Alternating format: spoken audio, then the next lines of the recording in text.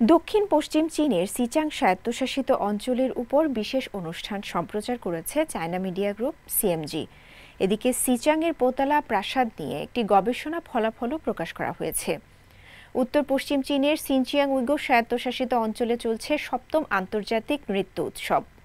এছাড়া রাজধানী বেইজিংয়ে the lychee road সিনেমার প্রিমিয়ার অনুষ্ঠিত হয়েছে। চীনের সাংস্কৃতিক অঙ্গনের এসব সমসাময়িক ঘটনা নিয়ে থাকছে কালচারাল হাইলাইটস। দীপ্তিমান ৬০ বছর মনোমুগ্ধকর নতুন সিচাং শিরোনামে একটি বিশেষ অনুষ্ঠান সম্প্রচার করেছে চীনের সবচেয়ে বড় গণমাধ্যম চায়না মিডিয়া গ্রুপ। মঙ্গলবার সিএমজির সিসিটিভিতে সম্প্রচার করা হয় এটি। এতে গত ৬ দশক ধরে দক্ষিণ পশ্চিম চীনের সিচাং স্বায়ত্তশাসিত অঞ্চলে ঘটে যাওয়া অসাধারণ পরিবর্তনগুলো তুলে ধরা হয়।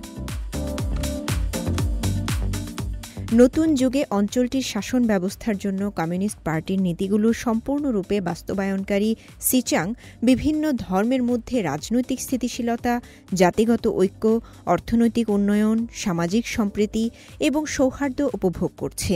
এর পরিবেশ সুস্থ, এর জনগণ তাদের কাজ এবং দৈনন্দিন জীবনে সন্তুষ্ট, এমনটি দেখানো হয় অনুষ্ঠানটিতে। এবছর সিচাং স্বায়ত্তশাসিত অঞ্চল প্রতিষ্ঠার ৬০তম বার্ষিকী। এদিকে দীর্ঘদিনের ব্যাপক গবেষণার পর সিচাংয়ের ঐতিহাসিক, সাংস্কৃতিক ও শিল্পকলার অনন্য নিদর্শন পোতালা প্রাসাদ নিয়ে গুরুত্বপূর্ণ ফলাফল প্রকাশ করা হয়েছে। গেল সপ্তাহে রাজধানী লাসায় এক অনুষ্ঠানে এই গবেষণার ফলাফল প্রকাশ করা হয়। সিচাং স্বায়ত্তশাসিত অঞ্চলে সাংস্কৃতিক ঐতিহ্য ব্যুরোর তত্ত্বাবধানে গবেষণাটি পরিচালনা করে পোতালা প্রাসাদ ব্যবস্থাপনা অফিস। গবেষণার ফলাফল একটি বইয়ের সিরিজে প্রকাশ করা হয়েছে, যেখানে প্রাসাদের ১৩০০ বছরেরও বেশি পুরনো ইতিহাস, দেয়ালচিত্রের অনন্য শৈলী, মূল্যবান সংগ্রহ সংরক্ষণের কৌশল এবং পর্যটন আকর্ষণ নিয়ে বিস্তারিত তথ্য তুলে ধরা হয়েছে। উত্তর পশ্চিম চীনের সিনচিয়াং উইগুর স্বায়ত্তশাসিত অঞ্চলের রাজধানী উরুমছিতে ৭ম চায়না সিনচিয়াং আন্তর্জাতিক নৃত্য উৎসব শুরু হয়েছে। রোববার থেকে শুরু হওয়া ১৭ দিন ব্যাপী এই উৎসব চলবে ৫ আগস্ট পর্যন্ত।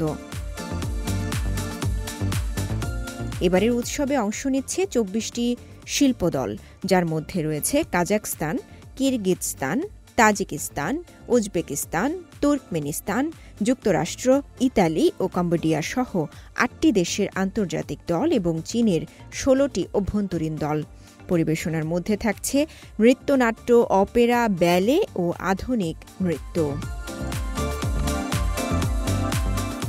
মূল ভেন্যু হিসেবে রয়েছে উরুমছি শহর।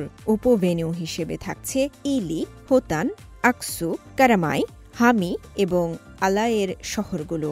উৎসবে আরও থাকছে ২০২৫ Xinjiang silk road street dance show, গ্রামীণ এলাকায় ভিলেজ ড্যান্স কমিউনিটি পরিবেশনা, আন্তর্জাতিক নৃত্য কার্নিভাল এবং ঐতিহ্যবাহী অপেরা সপ্তাহ। উৎসবটি যৌথভাবে আয়োজন করেছে চীনের সংস্কৃতি ও পর্যটন মন্ত্রণালয়, স্টেট কাউন্সিল ইনফরমেশন অফিস এবং সিনচিয়াং আঞ্চলিক সরকার। ২০০৮ সাল থেকে চালু হওয়া এই উৎসবের আগের ৬টি আসরে ৭০টিরও বেশি দেশ ও অঞ্চল থেকে ১৩৮টি শিল্পদল অংশ নেয়। এটি বেল্ট অ্যান্ড রোড ইনিশিয়েটিভের অধীনে সাংস্কৃতিক বিনিময়ের একটি গুরুত্বপূর্ণ আন্তর্জাতিক মঞ্চে পরিণত হয়েছে। এছাড়া চীনের ঐতিহ্যবাহী থাং রাজবংশের পোশাক পরে বেইজিংয়ে এক ব্যতিক্রমী আয়োজনে প্রিমিয়ার হয়েছে চীনা চলচ্চিত্র দ্য লিচি রোডের। সম্প্রতি স্থানীয় একটি সিনেমা হলে অনুষ্ঠিত হানফু থিমযুক্ত এই বিশেষ প্রিমিয়ার অনুষ্ঠানে অংশ নেন চীনা ও বিদেশি হানফু প্রেমীরা। হানফু চীনের প্রভাবশালী জাতিগোষ্ঠী হান জনগণের ঐতিহ্যবাহী পোশাক। এর ৮টি স্বতন্ত্র বৈশিষ্ট্য রয়েছে এবং এর ইতিহাস ৪,০০০ বছর আগের। দ্য লিচি রোড হল পরিচালক তা ফং পরিচালিত একটি কমেডি এবং এর চিত্রনাট্য বিখ্যাত চীনা লেখক মা বুয়ং এর জনপ্রিয় উপন্যাস অবলম্বনে তৈরি।